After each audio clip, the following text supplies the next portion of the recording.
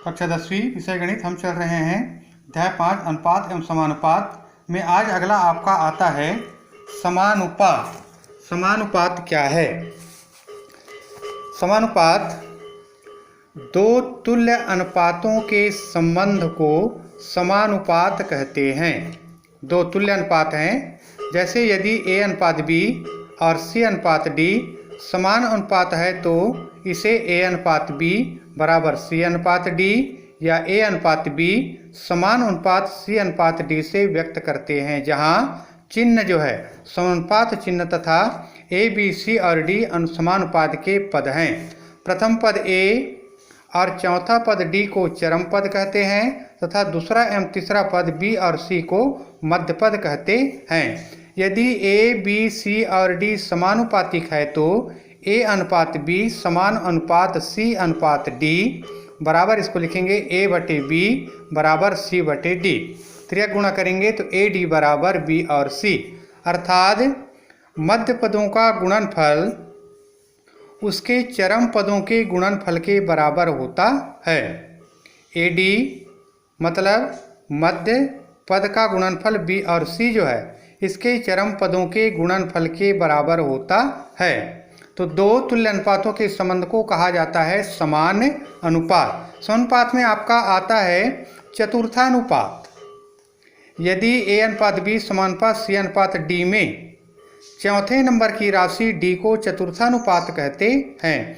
a अनुपात b यदि आपको दिया है अनुपात c अनुपात d तो a बटे b बराबर c बटे d, ए डी बराबर बी सी, तो d बराबर आएगा बी सी बटे ए। उसके बाद आता है मध्यानुपात। यदि a अनुपात b समानुपात c में मध्य की राशि b को मध्यानुपात कहते हैं। a अनुपात b अनुपात c है तो समानुपात के रूप में यदि लिखा जाए तो a अनुपात b समान अनुपात b अनुपात c। भाग के रूप में a बटे b बराबर b बटे c, या b स्क्वायर त्रिक गुणा कर दीजिए, b गुणित b स्क्वायर, a गुणित c ए सी, या b बराबर वर्गमूल a और c। यदि आपको मध्यानुपात ज्ञात करना है तो इस तरह से b बराबर होगा वर्गमूल a और c। अगला आता है तृतीयानुपात। यदि a अनुपात b अनुपात c में राशि c को तृतीयानुपात कहते हैं। a अनुपात b अनुपात c, या a बटे b बराबर b बटे c। इसमें तीसरे नंबर को उसमें मध्यानुपात में मध्य के नंबर को त्रिक गुणा कर दीजिए तो ये हो जाएगा a गुणित c ए सी बराबर b स्क्वायर, या c बराबर होगा b स्क्वायर बटे a, b स्क्वायर बटे a। ये इसका तृतीयानुपाती होता है। जैसे इसी में आता है प्रश्नावली, आपका आता है 3। प्रश्नावली 3 है। प्रश्न आपको दिया गया है प्रश्नावली 3 में, यदि 29 पुस्तकों का मूल्य 783 रुपये है तो 2214 रुपये में कितने पुस्तकें मिलेगी। 29 पुस्तक का मूल्य दिया है तो 2214 रुपये में कितना पुस्तक मिलेगा ये आपको ज्ञात करना है। माना 2214 रुपये में x पुस्तकें मिलेगी। पुस्तक और मूल्य, पुस्तक जो है 29 पुस्तक, x रुपये का मूल्य जो है 783 रुपये और ये जो है 2214 रुपये। एक एक नियम के आधार पर 29 बटे 783 बराबर x बटे 2214। त्रिक गुणा कर दीजिए, 783 x बराबर 2214 गुणित 29, या x बराबर 2214 गुणित 29 बटे 783। कटाएंगे तो यहाँ पर कटेगा ये 27 से और ये 82 बार में ठीक कट जाएगा, तो x बराबर आएगा 82 पुस्तक। तो 2214 रुपये में 82 पुस्तकें प्राप्त होगी। अगला क्वेश्चन नंबर 3 आता है उसी का। 2x y और x स्क्वायर और y स्क्वायर का चतुर्थानुपात पता करें। 2xy x स्क्वायर और y स्क्वायर का चतुर्थानुपात। माना चतुर्थानुपात p है।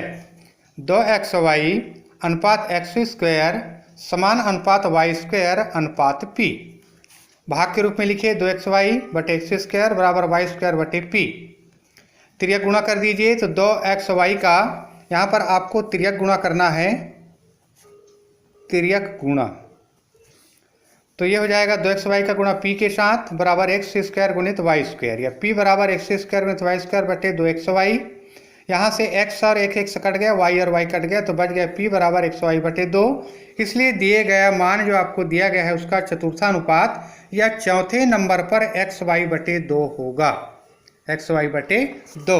पांचवा नंबर है, यदि a और c का मध्यानुपाती b हो तो a और c के मध्य में b है, तो सिद्ध करें कि a स्क्वायर धन b स्क्वायर बटे ए बी बराबर a धन c बटे b, a स्क्वायर धन b स्क्वायर बटे ए बी बराबर a धन c बटे b।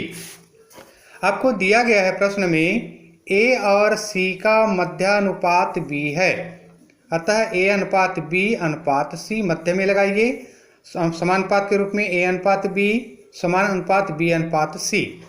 a बटे b बराबर b बटे c भाग के रूप में तिर्यक गुणा कीजिए, b स्क्वायर बराबर ac, इक्वेशन नंबर माना गया 1। बायां पक्ष लेते हैं, a स्क्वायर धन b स्क्वायर बटे ए बी, समीकरण नंबर 1 से b स्क्वायर के जगह पर हम रख देते हैं a और c, तो a स्क्वायर धन ए सी बटे ए बी। ऊपर पद में a दोनों तरफ उभयनिष्ठ है, तो a को बाहर, बच गया a धन c बटे ए बी, a और a कट गया, बच गया a धन c बटे b। ये आपको राइट हैंड साइड में लाना था, इसे लेफ्ट हैंड साइड बराबर राइट हैंड साइड, या a स्क्वायर धन b स्क्वायर बटे ए बी बराबर a धन c बटे b आपको सिद्ध करके लाना था।